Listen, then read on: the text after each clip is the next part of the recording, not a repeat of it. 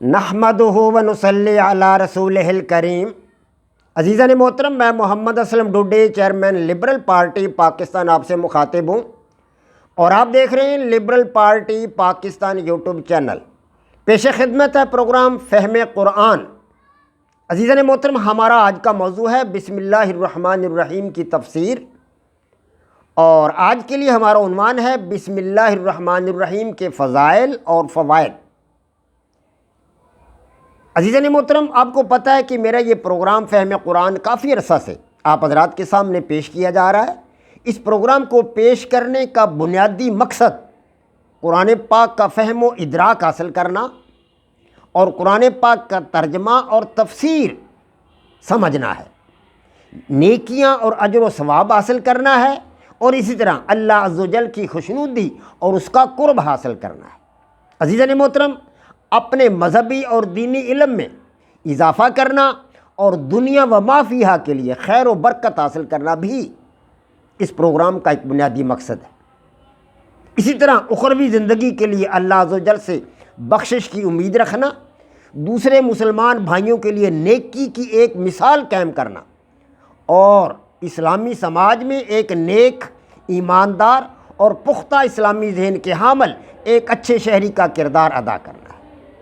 عزیزان محترم، میں آپ حضرات کو آج جو ہے بسم اللہ الرحمن الرحیم کے فضائل اور اس کے فوائد سے آگاہی دوں گا۔ اس بارے میں عرض ہے کہ ابن مردویہ کے مطابق رسول اللہ صلی اللہ علیہ وآلہ وسلم کا پاک ارشاد ہے کہ مجھے اللہ عز و جل نے ایک ایسی آیت عطا کی ہے کہ ایسی آیت سوائے سلیمان علیہ السلام کے کسی دوسرے نبی کو، کسی دوسرے رسول کو، کسی دوسرے پیغمبر کو اللہ عز و جل نے عطا نہیں کی۔ معروف صحابی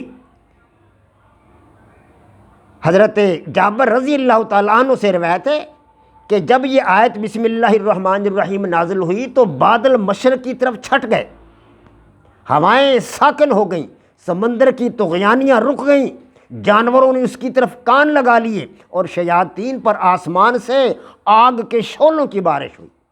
اور اللہ عز و جل شانہ اپنی بزرگی، عظمت اور عزت و جلال کی قسم اٹھا کر فرماتے ہیں کہ جس چیز پر بسم اللہ الرحمن الرحیم پڑھی جائے گی اس میں خیر و برکت ہوگی۔ ایک اور حدیث پاک کے مطابق حضرت عبداللہ ابن مسعود جو معروف صحابی رسول ہیں، وہ فرماتے ہیں کہ جہنم کے 19 عدد داروغے ہیں، داروغے جو دروازوں پر کنٹرول سنبھالے ہوئے ہیں، جہنم کے دروازوں پر 19 داروغے ہیں جن کے ہاتھوں میں جہنم کے تمام تر انتظامات ہیں، اور ان کے تحت میں لاکھوں دوسرے ملائکہ ہیں۔ جو شخص جہنم سے خلاصی چاہتا ہے، ان داروغوں سے حفاظت اور خلاصی چاہتا ہے، وہ بسم اللہ الرحمن الرحیم پڑھے، کیونکہ اس آیت کریمہ کے بھی 19 حروف ہیں۔ ایک حرف کے بدلہ میں جہنم کے ایک داروغہ سے چھٹکارا اور خلاصی ملے گی، اور 19 حرفوں کے بدلہ میں پورے جہنم سے۔ بسم اللہ الرحمن الرحیم دنیا کی سب سے آخری الہامی کتاب قرآن پاک کی کنجی ہے، کی چابی۔ جی ہاں، اور قرآن پاک کی تلاوت سے پہلے بسم اللہ الرحمن الرحیم پڑھنا ضروری ہے۔ اسی طرح بسم اللہ الرحمن الرحیم دینی اور دنیاوی کاموں سے بھی ہر اچھے کام کی کنجی ہے۔ ہر اچھے کام، جو بھی اچھا کام شروع کریں اس کی چابی بسم اللہ الرحمن الرحیم۔ اگر بسم اللہ الرحمن الرحیم پڑھ لی جائے گی کسی بھی اچھے کام میں، اللہ تبارک و تعالیٰ کی طرف سے ڈھیروں خیر و برکت اس میں شامل ہوگی۔ جب بھی کوئی مسلمان کوئی اچھا کام شروع کرتا ہے تو بسم اللہ الرحمن الرحیم پڑھتا ہے۔ ایک معروف روایت ہے کہ فرعون نے خدائی کا دعویٰ کرنے سے پہلے اپنے گھر کے دروازے پر بسم اللہ الرحمن الرحیم لکھوائی تھی، اور موسیٰ علیہ السلام اسے تبلیغ کرنے کے لیے آئے اور انہوں نے اسے تبلیغ کی، تو اس نے موسیٰ کی بات کو ماننے سے انکار کر دیا۔ تو موسیٰ علیہ السلام نے اللہ تبارک و تعالیٰ سے شکایت کی کہ یا اللہ پاک، اس شخص نے تو میری بات کو ماننے سے انکار کر دیا، اسلام کو قبول کرنے سے انکار کر دیا، یا اللہ پاک اس پر عذاب نازل فرما۔ تو اللہ عز و جل کی طرف سے حضرت جبرائیل امین یہ پیغام لے کر پہنچے کہ اے موسیٰ، اللہ عز و جل فرماتے ہیں کہ یہ شخص فرعون اسی لائق ہے کہ اسے سخت عذاب میں مبتلا کیا جائے، لیکن اس نے مکان کے دروازہ پر بسم اللہ الرحمن الرحیم لکھی ہوئی ہے، جس کی وجہ سے اللہ کے عذاب سے بچا ہوا ہے۔ بعد ازاں فرعون کو گھر سے نکلنے پر مجبور کیا گیا۔ فرعون جب گھر سے نکلا اور سمندر کے کنارے پر پہنچا تو وہاں جا کر سمندر میں غرق ہو گیا۔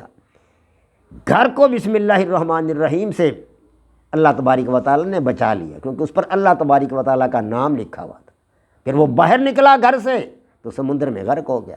ظاہر ہے جب ایک کافر بسم اللہ الرحمن الرحیم کی برکت سے اتنا محفوظ رہا تو ایک ایماندار مسلمان بسم اللہ الرحمن الرحیم کی کس قدر جو ہے وہ فوائد اس سے حاصل کر سکتا ہے۔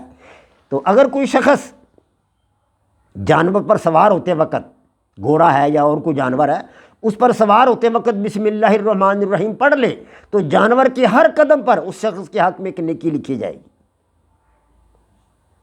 اسی طرح کشتی میں سوار ہوتے وقت بسم اللہ الرحمن الرحیم پڑھنے سے سوار کے حق میں اس وقت تک نیکیاں لکھی جاتی رہیں گی جب تک وہ کشتی سوار کو لیے چلتی رہے گی پانی میں۔ تو بسم اللہ الرحمن الرحیم پانی پر پڑھ کر بیمار کو پلانے سے اللہ عز و جل اسے شفا عطا فرماتے ہیں، اور بسم اللہ الرحمن الرحیم لکھ کر اپنے پاس رکھنے سے انسان جمیع قسم کی آفات سے، مصائب سے، مشکلات سے اور بلیات سے محفوظ رہتا ہے۔ مصیبت اور مشکل کے وقت بسم اللہ پڑھنا اکثیر کا درجہ رکھتا ہے، اور اللہ عز و جل پڑھنے والے کے مصائب اور مشکلات کو دور کرتا اور اس کے مسائل کو حل کرتا ہے۔ کشتی میں سوار ہوتے وقت بسم اللہ الرحمن الرحیم پڑھنے والے کو اللہ عز و جل ڈوبنے سے محفوظ رکھتا ہے۔ حضرت سلیمان علیہ السلام نے بلقیس کو خط لکھا تو اسے بسم اللہ سے شروع کیا۔ سورہ نمل کے اندر آتی ہے بسم اللہ الرحمن الرحیم، سورہ نمل سے شروع کی، بسم اللہ الرحمن الرحیم سے شروع کیا، اور اسے بالآخر بلقیس کے تاج و تخت کے مالک اللہ تبارک و تعالیٰ نے انہیں بنا دیا۔